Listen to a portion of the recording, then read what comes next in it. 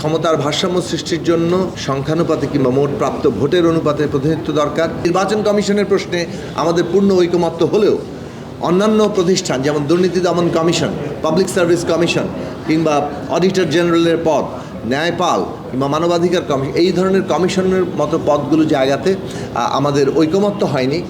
Dissent অনেক দল দিয়েছেন, কারণ তারা সেটা সংবিধানে রাখতে চান না, তারা এটা আইনের মাধ্যমে করতে চান।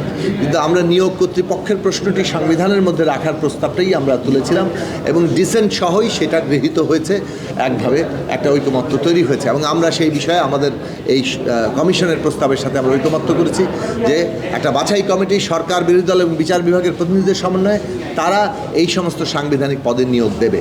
এইটা বাংলাদেশের গণতান্ত্রিক ভারসাম্য তৈরির জন্য অত্যন্ত গুরুত্বপূর্ণ একটা জায়গা বলে আমরা মনে করি।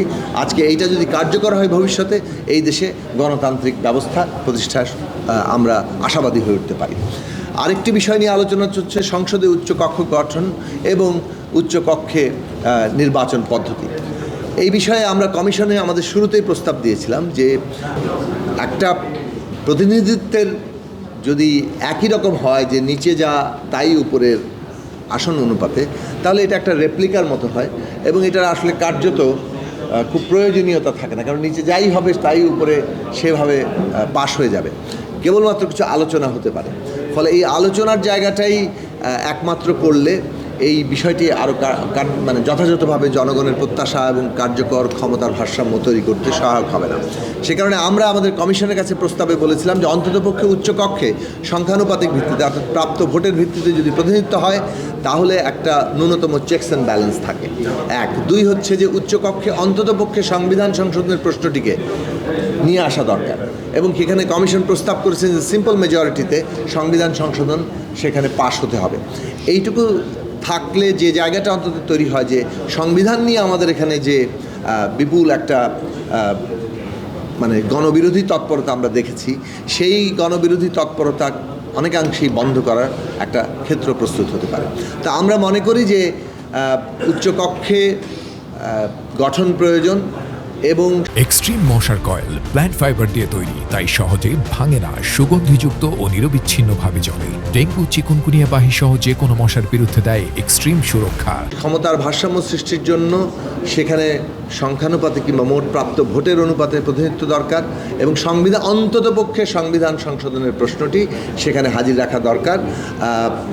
যদি অনেকে ভিন্ন মত পোষণ করেন, কিন্তু সংবিধানের প্রশ্নটিকে নানান দিক থেকে যতটা বেশি চেকস অ্যান্ড ব্যালেন্সের মধ্যে আনা যায় সেইটা আমাদের অবশ্যই চেষ্টা করতে হবে। আমরা যে জায়গাটা মনে করি যে উচ্চকক্ষ যেহেতু প্রাপ্ত ভোটের অনুপাতে হচ্ছে, যে কথাটা আলোচনা হওয়া দরকার যে এই যে উচ্চকক্ষের সদস্য, যদিও এটা কমিশন রিপোর্টে আনে নাই, কিন্তু এই জিনিসটি খুব জরুরি বিষয় হিসাবে আলোচনার দাবি রাখে যে উচ্চকক্ষের সদস্যরাও 300 আসনের যখন পার্লামেন্ট নির্বাচন অথবা যে নির্ধারিত আসনে নিম্নকক্ষের নির্বাচন হচ্ছে, সেই নির্বাচনের সময় উচ্চকক্ষে যারা ভবিষ্যতে প্রতিনিধিত্ব হবেন তাদের নামের তালিকা অর্থাৎ 100 জনের নামের তালিকার প্রস্তাব ওই নিম্নকক্ষের নির্বাচনের সময় হাজির করা দরকার, যাতে করে জনগণ জানেন যে এই উচ্চকক্ষের সদস্য ভবিষ্যতে কারা হবেন।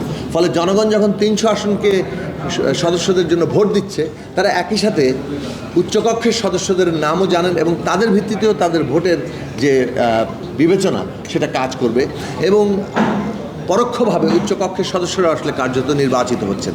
এই জায়গাটি হয়তো ঐকমত্যের জায়গাটাতে যাচ্ছে না, কিন্তু আমরা মনে করি যে বাংলাদেশে একটা সত্যিকার অর্থে ভারসাম্যপূর্ণ উচ্চকক্ষ যদি আমরা তৈরি করতে চাই এবং কার্যকর আলোচনা চাই এবং আমাদের সব ধরনের সমাজের অংশের প্রতিনিধিত্ব চাই রাষ্ট্রীয় পরিচালনায়, নীতিতে, আইন প্রণয়নে, তাহলে এই ধরনের উচ্চকক্ষ যেখানে নির্বাচনের কালীন সময় 100 জনের প্রতিনিধিত্ব ঠিক করা এবং তার ভিত্তিতে জনগণের ভোটের নিশ্চয়তা করা, উচ্চকক্ষের সংবিধান সংশোধন ম্যান্ডেটরি করা সিম্পল মেজরিটিতে এবং ভোটের অনুপাতে সেখানে প্রতিনিধিত্ব নিশ্চিত করা, অন্ততপক্ষে এতটুকু আমাদেরকে একটা ভারসাম্যপূর্ণ জায়গা দিবে।